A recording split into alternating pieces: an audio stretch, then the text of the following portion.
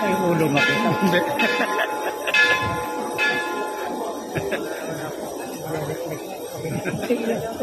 Makikagir salay.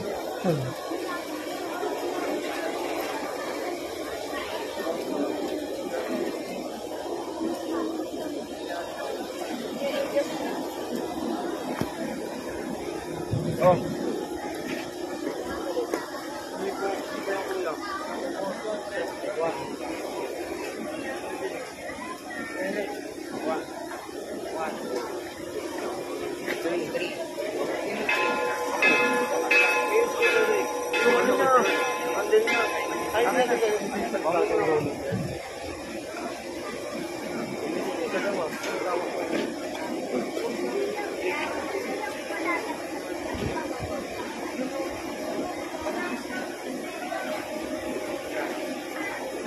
Salubong. Ito ay tanging kaugalian sa Pilipinas. Maaari itong ganapin sa hulihan ng misa ng gabi ng pagkabuhay o sa unahan ng misang ito sa araw ng pagkabuhay. Sa unang misa sa araw na ito, ang mga imahe ng pagkabuhay at ang mahal na Birhen sa simbahan o sa isida na malapit dito ay magsasalubong sa isang puok na malapit sa simbahan o sa may harap ng simbahan. Ang dalawang imahe ay papasok ng mga nagpuposisyon sa simbahan, samantalang inaawit ang papuri, pambungan, o ang taludtod, pampungan, kaagapan o kaagad isinusunod ang papuri sa Diyos at ang panalangin, pambungan. Bilang isang Pilipinong Katoliko, naniniwala tayong si Jesus ay muling nabuhay.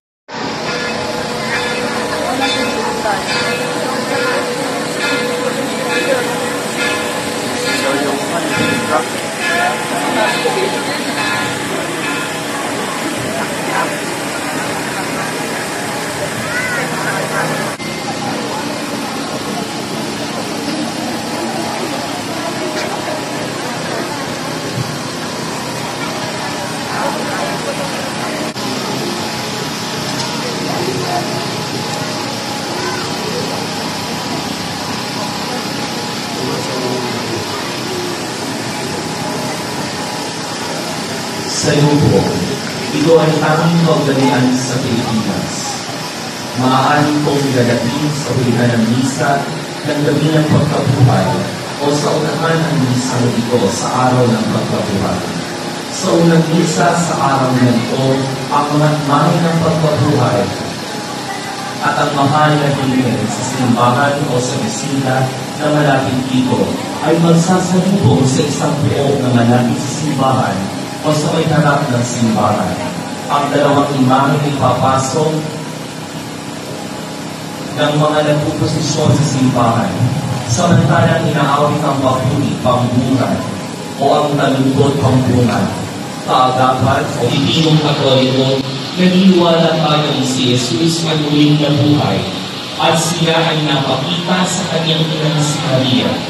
Madaling araw ng linggo ng pagkabuhay, ipinagdiriwang natin ang pagtatagpo o mas kinikilalang sa tawag ay ang salubong ni Jesus na muling nabuhay at ang kanyang ina si Maria. Ang pagpuposisyon ng dalawang napakagandang imahe, ang pagtatanggal ng libelo sa nagiging si Maria at ang maliliit na mga batang gumaganap ng mga anghel. Ang ilang dahilan kung bakit napakaganda at di kayang libutin ang pagdiriwang na ito ng salubong. Subalit, mainam din na tanungin natin ang ating sarili kung ano nga ba ang kahulugan ng ating pagdiriwang ng salubong. Ito ay di lamang ang pagpapakita ni Jesus sa kanyang ina, kundi ang kanyang pagpapakita sa atin bilang sa ina, kundi gayon din sa ating lahat na ang kanyang mga kapatid. Papaano siya nagpapakita sa atin? Ito ay sa pamamagitan ng kanyang mga salita, sa pagdiriwang ng banal na misa, at sa pagtanggap ng banal na komunyon. Siya ay patuloy na nagpapakita sa atin. Subalit ating din pakatandaan na si Kristo ay nagpapakita sa atin sa tuwing tayo ay gumagawa ng mabuti.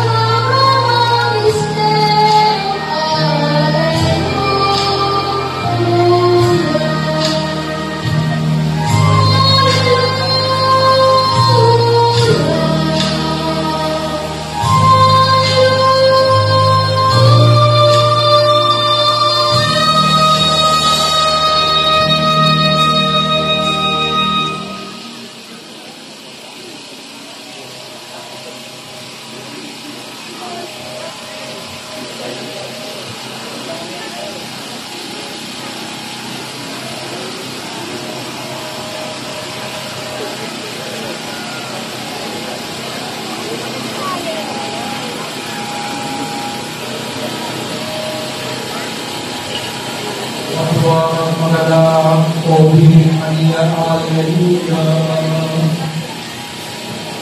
Sapagkat tunay na galing na buhay ang Panginoon, Alleluia. Manalangin tayo. O Diyos, nasa ating